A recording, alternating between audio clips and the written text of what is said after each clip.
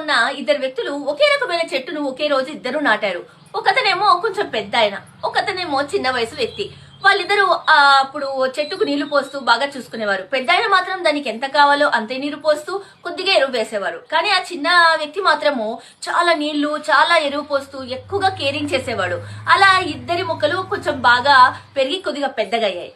తర్వాత కొన్ని రోజుల తర్వాత ఈదురుగాళ్లకు బాగా వర్షము, బాగా గాలులు వచ్చేసరికి ఏమైనా చెట్లు అని పొద్దున లేసి వెళ్లి చూడగా చిన్నతని చెట్టేమో మొత్తం పడిపోయి ఉంది వేర్లతో సహా. కానీ పెద్ద చెట్టు మాత్రం చాలా దృఢంగా అలాగే ఉంది. ఇది ఎలా సాధ్యమైంది అని అతడు అడిగాడు. అప్పుడు అతను చెప్పాడు, నువ్వు దానికి కావలసినంత నీరు కాకుండా ఎక్కువ నీరు పోస్తూ ఎక్కువ ఎరువులు ఇస్తూ దాన్ని పెరగలేకుండా చేసావు. దాని వేర్లు పైనే అన్ని సమకూరడం వల్ల భూమిలోనికి వెళ్ళలేదు. సో అవి దృఢంగా లేవు, అందుకే చిన్న గాలికి అది పడిపోయాయి. అదే నేను దానికి ఎంత కావాలో అంతే ఇచ్చాను. దాని ఎక్స్ట్రా పోషణల కోసం అది భూమి లోపలికి వేర్లు పంపించి బాగా లోపలికి వెళ్ళడం వల్ల దృఢంగా తయారైంది. అందుకే పై గాళ్ళకి అది పడిపోలేదు అని చెప్పాడు.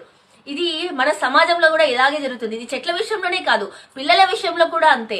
మనం వాళ్ళకి ఏమి కావాలో అవి మాత్రమే సమకూర్చాలి. అంతేకాని మనం ఇష్టానికి వాళ్ళని గారవం చేసి అతిగా ఏమైనా ఇచ్చామనుకోండి, వాళ్ళు సొంతంగా ఏం చేసుకోలేకుండా అలా తయారైపోతారు. వాళ్ళు గట్టి పడరు, స్ట్రాంగ్ గా ఉండరు. అందుకే వాళ్ళకి ఏం కావాలో ఆ ఒక్కటే సమకూర్చండి.